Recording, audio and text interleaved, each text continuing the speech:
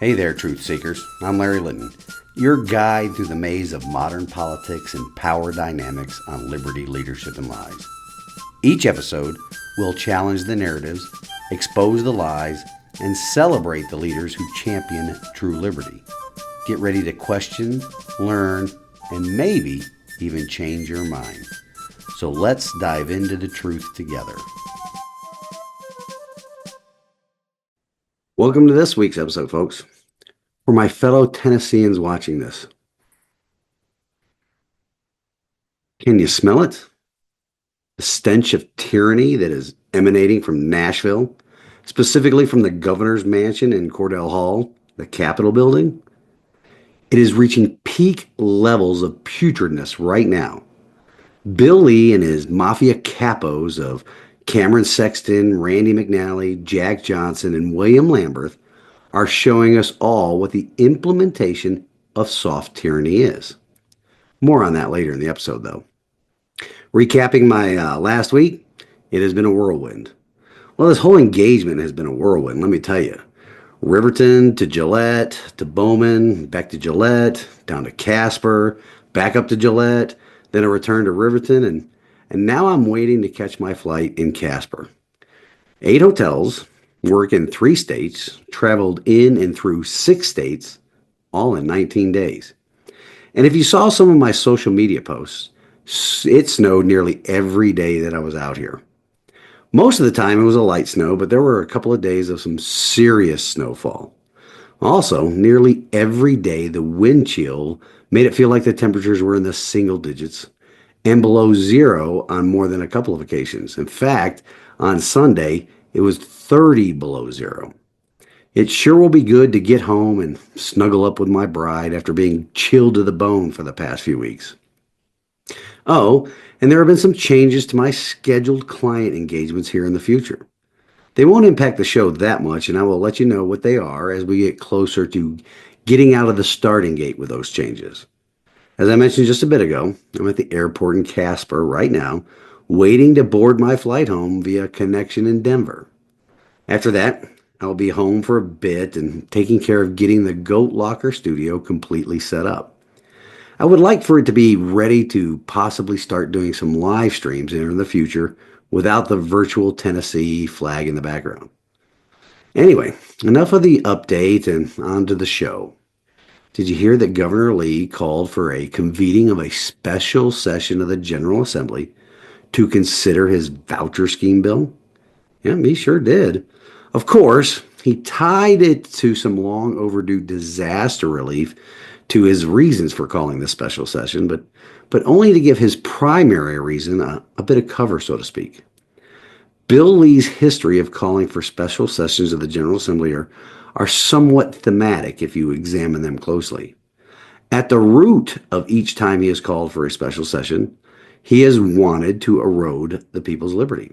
We'll talk about that and more as we discuss the soft tyranny he and his cohorts are putting on display for the people of Tennessee. So let's take a stand in the arena together again this week, folks, and get on with the show.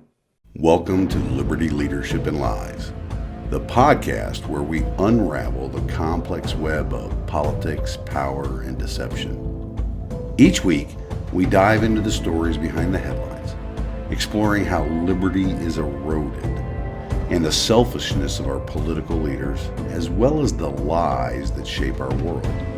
Join us as we dissect the truth from fiction by examining the tactics used by the new aristocracy, the political class, at the local, state, and national levels of government as we dare to challenge the status quo. Get ready for thought-provoking discussions, exclusive interviews, and a journey into the heart of what really drives our society. Liberty, Leadership, and Lies, where your understanding of the world begins to change. Tune in every Monday morning and prepare to see beyond the veil. Yep, folks, Governor Lee will stoop to new lows in his plans to implement his voucher scheme here in Tennessee, including ignoring the state's constitution. Now, remind me again, which political party routinely ignores the Constitution to implement their tyranny? Correct. That would be the commies. What have I been telling you in the audience almost since the start of this podcast a few years ago? Correct again. Bill Lee is not a Republican. He is a transpublican. He is hiding behind the R because he is really a commie. And the same can be said about his henchmen in the General Assembly and the Tennessee Republican Party. Of course, I've been taking to social media to call the governor's latest actions out for exactly what they are. And I've received some pushback or people asking me just how did the governor ignore the Constitution? Well, that's going to require a bit of Civics 101 combined with a bit of common sense, sprinkled in with some critical thinking. Some people have said that I'm just sharing an opinion, but what I'm actually sharing is the plain language of our state's constitution along with the definitions of certain words. That is where the critical thinking and common sense should kick in, but there are people that are devoted apologists for our trans-publican governor. So much so that they turn off the portion of their brains that are needed to engage in the common sense that really isn't common anymore. I think that quote or something similar to it can be attributed to Voltaire.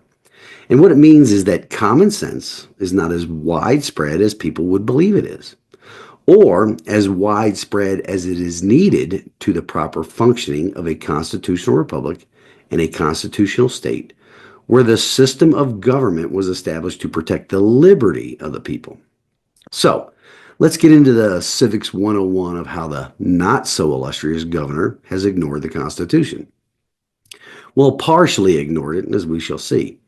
As I mentioned in the opening segment, Governor Lee has called for the convening of a special session of the General Assembly, right after the regular session of the General Assembly already convened just a short time ago, less than 2 weeks ago to be precise. Now, Article 3, Section 9 of the Tennessee Constitution grants the governor the power, the authority to call for these special sessions. But let's examine the wording of this specific constitutional authority. Now, straight from the Constitution is this, quote, he may, on extraordinary occasions, convene the General Assembly by proclamation in which he shall state specifically the purposes for which they are to convene. But they shall enter on no legislative business except that for which they were specifically called together, unquote. Now, as I mentioned, this authority is completely within the governor's listed authorities in our constitutional framework. But did you catch the key word and apparently to the governor, tricky phrase? Well, let me help everybody out here. Even the trans-publicans apologists out there. Extraordinary occasions. That implies, especially to those that like plain language and possess a modicum of common sense and are capable of critical thinking, that implies situations that are not part of the regular legislative calendar, but require immediate legislative attention. Extraordinary occasions, people, such as the reason behind the previous call for a special session, which was for, in his mind, and really placated his true supporters, the commies. His last call for a special session was to address, quote, public safety and response to crisis, unquote. In calling the previous special session, he wanted to address public safety. And keep in mind, the commies' default position on public safety is to disarm law-abiding citizens because they want everybody dependent on the government for public safety and definitely not dependent on themselves. Now, he did this in the aftermath of the Covenant school shooting in Nashville. That event created a significant leftist demand for legislative action on public safety, mental health, and gun control, which, of course, can be seen as an extraordinary occasion. The urgency to address these issues outside the normal legislative session underscores the exceptional nature of the situation. The mental health of the shooter was never specifically discussed, mainly because the government hid the mentally ill young woman's manifesto from the public for a significant period of time. But most of those types of mass shootings across the country have been carried out either by terrorists or by people suffering from the mental illness called gender dysphoria. The latter cannot ever be confronted in this country because that particular subgroup of humans or subgroup of American citizens has been given super top secret protected status by the government. But which part of the government specifically? Yes, the government that is composed of commies and transpublicans. And just like the commies' proposals for enhanced public safety that always include gun control, so did Governor Lee and his allies' proposals. Birds of a feather, right? Now, all we have to do to understand the plain language of the Constitution is look at the definition of the word extraordinary. So let's examine that, shall we? The word is defined as, quote, beyond what is usual, ordinary, regular, or established, unquote. So let's really break this down. Governor Bill Lee's latest call for a special session to consider a bill that has already been submitted, that poses a challenge in meeting the constitutional requirement of extraordinary as outlined in the Tennessee Constitution. Now, here's why this particular call might not align with a traditional understanding of extraordinary occasions. We're going to go over some of the same ground I just talked about here so the commies in the back can hear it clearly. The definition of extraordinary. The Tennessee's Constitution, Article 3, Section 8, stipulates that the governor can convene the General Assembly on extraordinary occasions. This implies the session should address issues that could not wait for the regular legislative session due to their urgency or unique circumstances. What is urgent about this school voucher scheme? What makes it extraordinary? I would like anybody that is defending the governor's decision to explain that to me. Explain it how this particular issue, school stamps, meets the constitutional requirement for extraordinary. Then there's this to consider. If the bill in question has already been submitted and is part of the regular legislative calendar, it suggests that the member could theoretically be addressed within the regular session's framework. This, too, reduces the argument for why it qualifies as an extraordinary situation, as the urgency or uniqueness required for such a session isn't present. Remember, Senator Jack Johnson and William Lamberth, Representative William Lamberth, the capos in Bill Lee's commie mafia, they both introduced Senate Bill 1 and House Bill 1 for consideration in the regular session of the General Assembly back in November of last year. Governor Lee's voucher scheme was already slated for consideration during the regular session, lessening even further any reason for it to be considered extraordinary. But our trans-Republican governor's treachery does not stop there. And let me explain. Because there is another thing to consider. His other reason for this special session includes not just the voucher bill, but also emergency disaster relief for the flood-ravaged counties in northeast Tennessee that happened due to Hurricane Helene. He and his mafia lieutenants believe they can convince the people of Tennessee that this adds an element of urgency and might justify the session as extraordinary, but in part only. But remember, this inclusion of his voucher scheme bill that was already in the legislative pipeline, alongside emergency measures, it should be seen by us, people that exercise common sense and a bit of critical thinking, as stretching the definition of extraordinary. Commies are really good at that. Remember, control the language, control the narrative, control the outcome. But not only that, but calling for a special session now to consider emergency relief due to hurricane damage should have the people up in arms. Hurricane Helene hit Tennessee in late September, and the incompetence of the federal government and its response was quite evident by at least the end of October, if not the middle of October. Why did he not take action then? Could it be because House Bill 1 and Senate Bill 1 was introduced on the 4th of November, and it was receiving a lot of pushback from conservatives and actual Republicans across the state? It was even receiving pushback from teachers and teachers' unions and Democrats across the state, despite the $2,000 per teacher bribe that was written in this bill. I believe Governor Lee needed an actual extraordinary reason to call for a special session and delayed calling for it sooner to deal with the hurricane damage so he could piggyback his voucher scheme on top of the hurricane relief because he discovered the enormous resistance to his voucher scheme was quite evident and it would probably not pass in the regular session. That, ladies and gentlemen, isn't misfeasance. It's malfeasance of the highest order. He was elected to serve the people of Tennessee, and he delayed much needed disaster relief for East Tennessee on purpose. Yes, on purpose, because he needed something that could help him get his globalist voucher scheme over the finish line. I'm going to take a quick break right here and continue this on the other side. So stick with me as we pull back the veil on Governor Lee's pathologic need to purchase a legacy with taxpayer money and his desire to please his globalist and out-of-state buddies by getting his voucher scheme imposed on Tennesseans.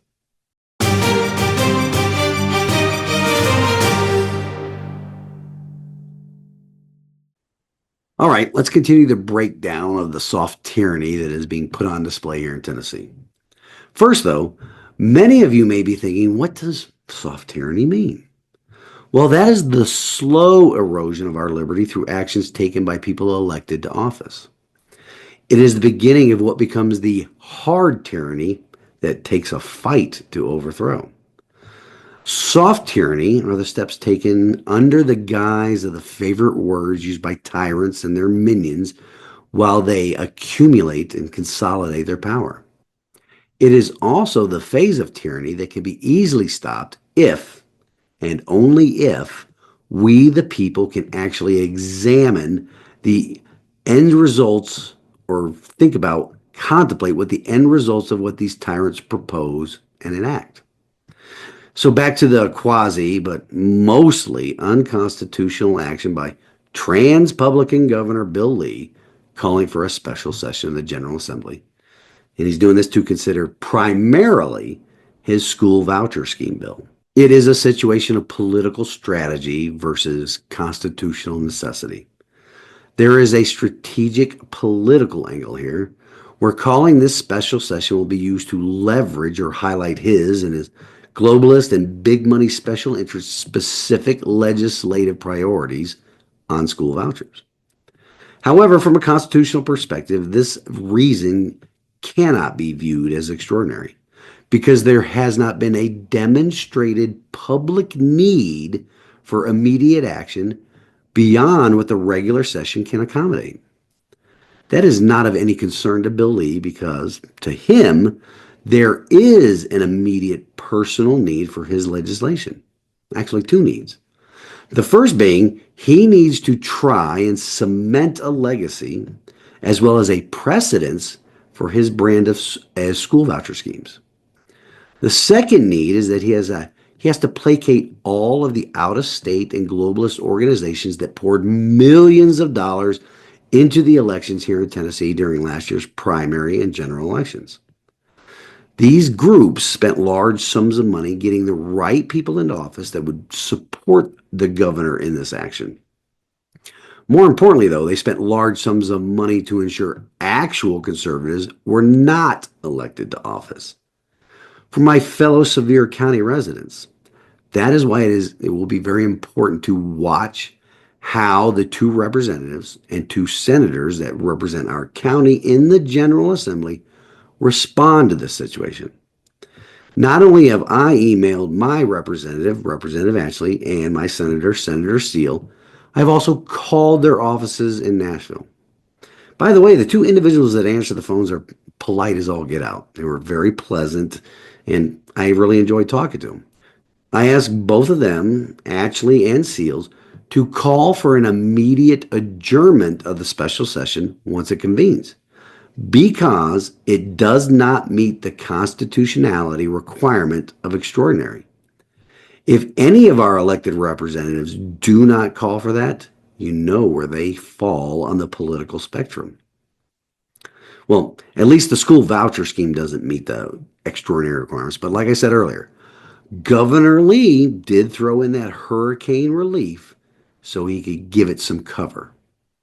For everybody in East Tennessee that watches or listens to this podcast, Please keep in mind that the governor could have called for a special session in October, November, or December to consider disaster relief, but chose not to do so.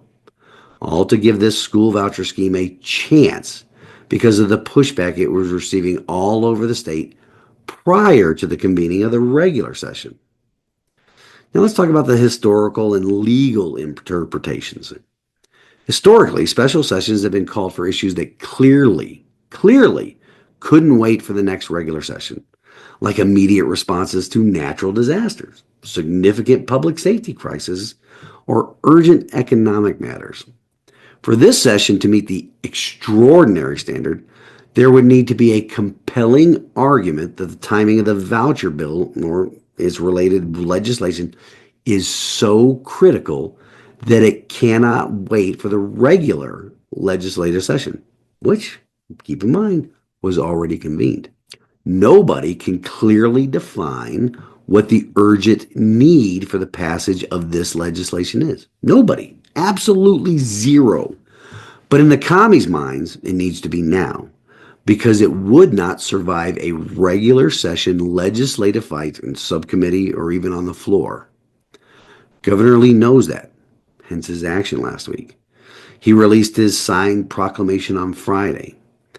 Now, if enough Tennesseans call and email their representatives and senators about this tyrannical attempt to purchase a legacy, it should generate the correct perception among legislators whether this session is seen as meeting the extraordinary requirement.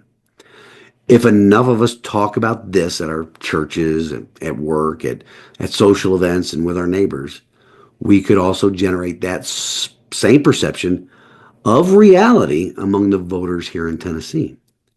You can also take to social media and call out the governor for his blatant attempt to circumvent the Constitution to push this scheme down the voters' throats. If there's broad consensus that the matter at hand like this lie our so-called Republican governor and his henchmen are spreading that only government can provide for educational choice, it needs to be called out for what it is and that it does not meet the constitutional requirement as an extraordinary circumstance. Now, if we all do that, it might move everybody to be starting to engage with some common sense and some critical thinking. So in a quick summary before I go into the mechanics behind why the governor called for a special session instead of letting his education freedom bill. Now, while the inclusion of emergency aid in the special session provides some basis for urgency, the focus on a bill already part of the legislative calendar should raise questions not only among the citizens, but every member of the General Assembly about the constitutionality under the extraordinary criteria. The governor will not and cannot demonstrate a clear and immediate need for his liberty robbing, wealth redistribution, and government overreach bill to be addressed outside the regular session schedule, and it can't be convincing to meet this requirement. If you're an observer of the mechanics of a regular session of the General Assembly, and with the new rules package in place, you know that every bill goes through a committee process, and some of them take the entire 3 or so months the General Assembly is in session to get hammered out in both chambers, get hammered out into a bill that makes it to the governor's desk to be signed. The committee process is open to some levels of scrutiny where the citizens can be engaged with the lawmakers. In other words, there isn't a rush and there's a modicum of transparency involved in this process. That process does not exist in special sessions. First, they are typically concluded within a week. And while the legislation they are convened to consider isn't the large volume of what takes place during the regular session, it is still very rushed, and it involves a lot of backroom deals that are not open to the public. Do you understand now why the large sums of out-of-state special interest money was spent during our last elections here in Tennessee? To get in the minds of the globalists and special interest groups, to get the right people elected, and more importantly, prevent true conservatives from winning. Because true conservatives would not participate in backroom deals that would erode the liberty of the people, create a new entitlement program, or grow the size and scope of government. True conservatives would follow their oaths. Not so with in many cases, unprincipled people that school voucher supporting organizations pushed over the finish line with their money. Too many voters bought into their propaganda that they were selling, or they were too apathetic to show up and vote during the primaries. That we now have a General Assembly that is probably willing to sell out the people's liberty for personal gain, be that power, prestige, control, access. That is why the governor absolutely needed to push this bill into a special session. After learning there was not widespread support across the state for his lie that it takes the government to provide parents the choice in how their children are educated.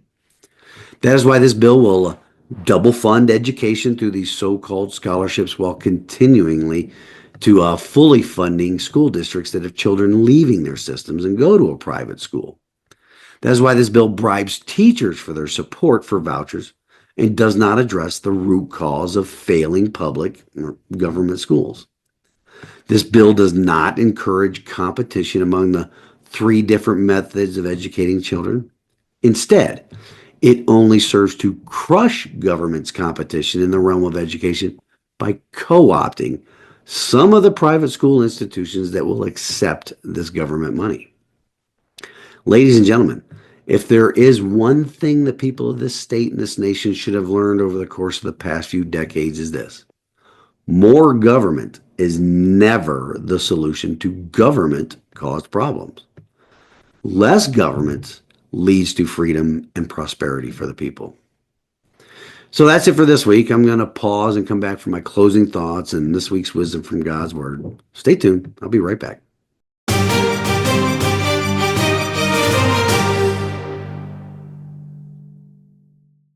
No, you know what? I would be remiss if I did not acknowledge what a great day in the history of our republic that today is. The culmination of the biggest comeback in political history happens today when Donald Trump is sworn into office again. Like many of you that listen to this program, this is exciting for us and hopefully is the beginning of the end of many of the ills that happened to our country when the 2020 election was stolen. We are hoping for the righting of many wrongs and the return to a more prosperous and more freer America. It is too bad that I will be in the air when that happens, but I'm quite sure there will be many moments captured by all sorts of media outlets that I'll analyze and pull the veil back on and share with you the real meaning behind some of their words and actions. For now, though, I'm going to close this week with a modification to last week's call to action. In addition to calling your representatives and your senators to have them oppose Governor Lee's expansion of government and the creation of a new entitlement program, call them and ask them to motion to immediately adjourn the special session when it is gavelled in on the 27th of January. Tell them that Governor Lee's call for a special session to consider his voucher bill does not meet the constitutional requirement of an extraordinary occasion as it is written in the plain language of Article 3, Section 8 of our state's Constitution. Governor Lee's legacy, regardless of what he thinks about it, is most assuredly not extraordinary in any sense of the measure. And I forgot to mention this. Even Donald Trump, in addition to calling Bill Lee a rhino a few months ago, called out one of the primary groups pushing for this school voucher scheme here in Tennessee that is headed by Charles Cope. He called the group Americans for Prosperity what they should actually be called: Americans for No Prosperity, because when the government grows, the people don't prosper. I sure am happy to have some mean tweets and postbacks anyway. So, call and email your rep and your senator. Do it a lot. On to this week's wisdom from God's Word, and it comes to us from the book of Proverbs, chapter 8, verse 13. The fear of the Lord is hatred of evil. Pride and arrogance and the way of evil and perverted speech I hate. It is the epitome of pride and arrogance for our governor and his mafia capos to try to convince the citizens of this great state that only government can provide them the choice in how to educate their children. We need to remind them of their roles, their oaths, and that the source of political power in Tennessee and in this country is we the people, not we the government. Until next week, ladies and gentlemen, let's take a stand in the arena together. Reveille, it's time to wake up.